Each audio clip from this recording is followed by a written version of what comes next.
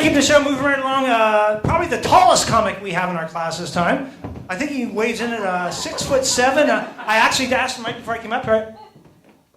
Mr. Craig Adams!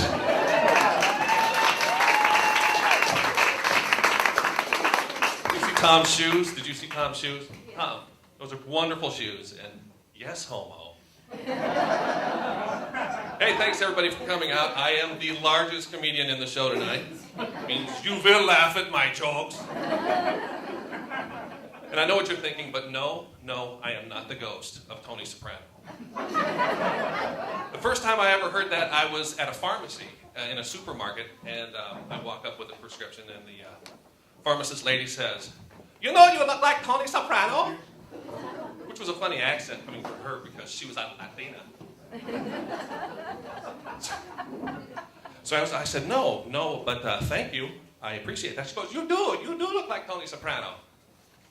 And I said, my personal image isn't that I picture myself as a morbidly obese TV gangster, but I kind of picture myself more as a young Dom DeLuise with a little bit of Otis the Drunk and Charles Emerson Winchester from MASH mixed in.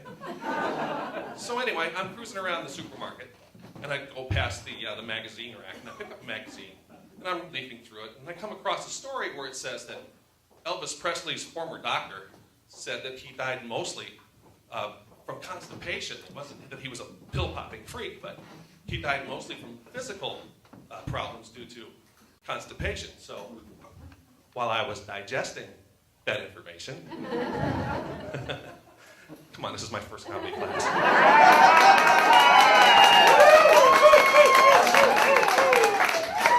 It comes over the speaker. It says, "Mr. Soprano, your prescription is ready." I said, great.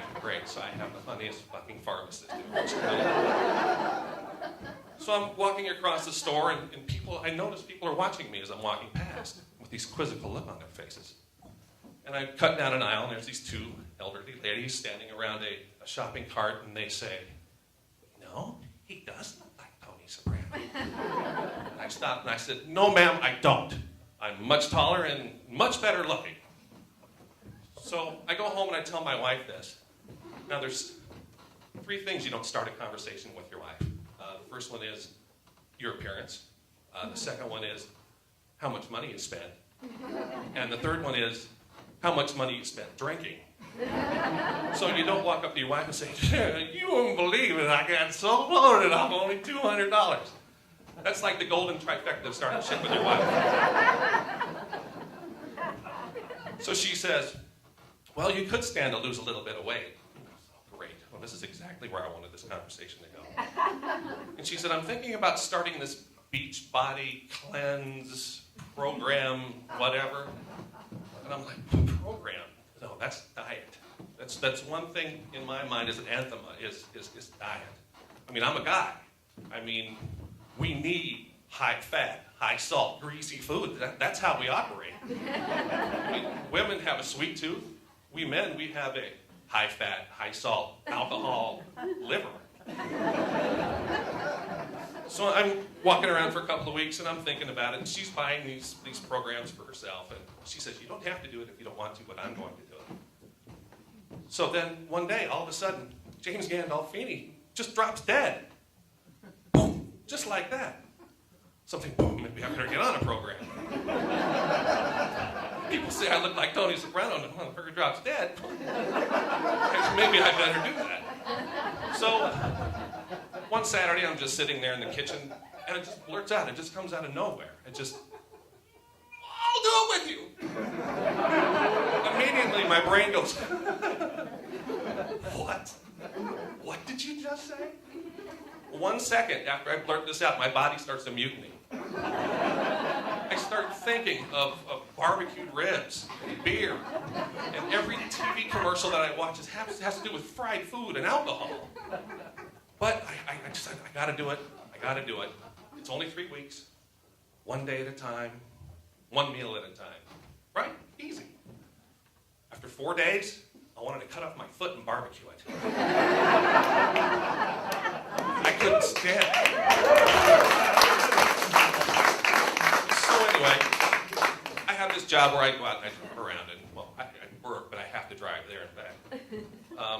But this voice pops up in my head that says, "Hey, you know what? If you just get some money out of the bank and go get a cheeseburger and some fries, and on your drive home, you get home, you eat a salad, and nobody knows the difference." And then this other voice pops up in my other head, which sounds remarkably like my mother. And it says, "You made a commitment. You're going to have to do it." Brush that up.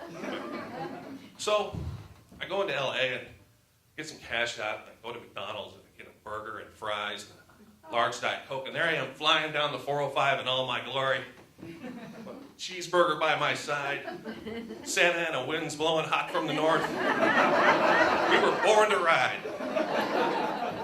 So I'm chowing this cheeseburger and I'm drinking the fries like it's a drink, and slurping on the Coke, and I got Bruce Springsteen blaring, and we're heading home.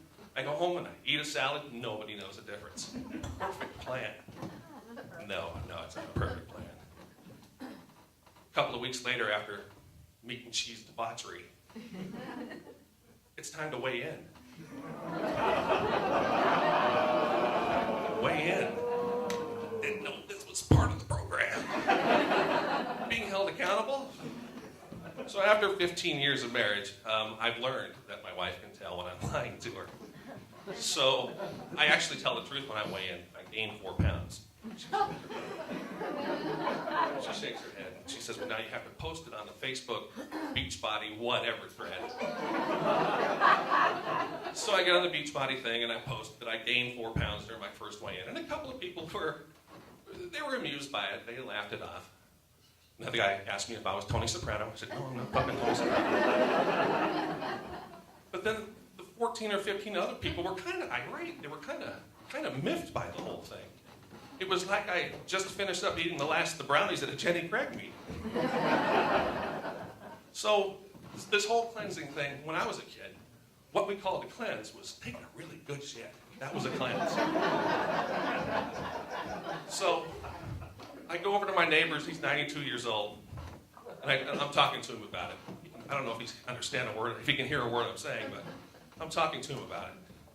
And he said, "You know, after all this time," he's been married to the same woman for over 50 years. He says, "You know, whenever I'm getting ready to take a really big shit, a really good one, when I feel it coming on," he says, "it's almost like I felt right before I hopped in the sack with my wife. I get that excited." Because at his age, you know, having sex is kind of like shooting pool with a rope. So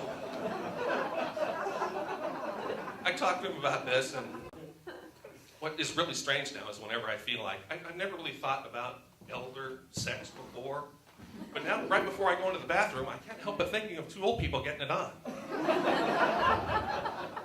Thanks for listening to my shit, he said. I appreciate it.